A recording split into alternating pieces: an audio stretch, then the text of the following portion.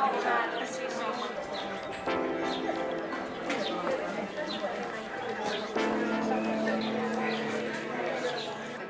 un conferenciante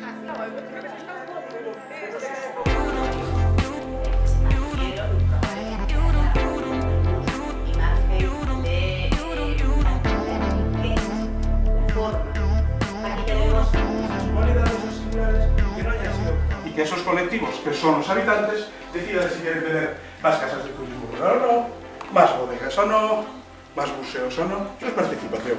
En primeiro lugar, que o camiño precisa de unha delimitación, o que temos é unha hipótese, pero a lei galega, que ademais está moi traballada neste campo, define moi ben como debe ser esa delimitación. Eu creo que hai que afondar no coñecemento do camiño, de esta que se está a usar como variante actual e de outras posibles, para afondar na historicidade, na súa capacidade de probar e documentar unha vía de longo recorrido.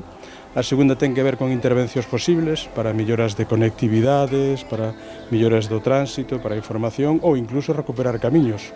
Hai que lembrar que o encoro afecta o camiño, está algunha das hipótesis corta o camiño, e ver se é recuperable ou non, e que hai outras trazas que están sobre a mesa para saber que grau de historicidade ou de documentación teñen. E unha última que ten tamén que ver coa promoción, pero para nós é moi importante lembrar ese orde. Primeiro é coñecer o ben, delimitalo, coidalo. Segundo é intervir nel para facelo accesible, recorrible no caso dun camiño.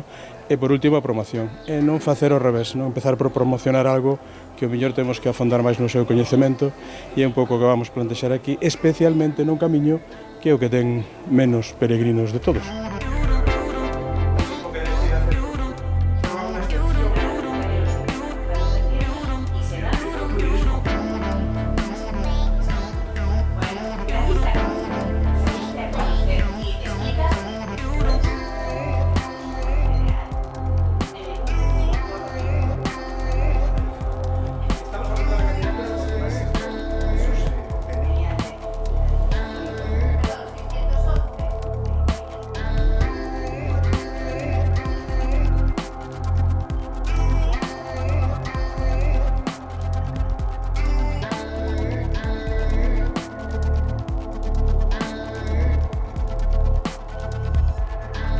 Uno de los elementos que da autenticidad a un territorio son las rutas, los caminos. Y el camino de invierno es una ruta de tanta importancia que además aprovecha rutas anteriores, las vías romanas, porque el recorrido que están haciendo los peregrinos coincide perfectamente con las antiguas vías que utilizaban los romanos para la explotación de las minas de oro, ¿no? Entonces, eso lo que nos da es una autenticidad extraordinaria y nos permite documentar ese paso histórico de este territorio con todas las transformaciones que ha tenido.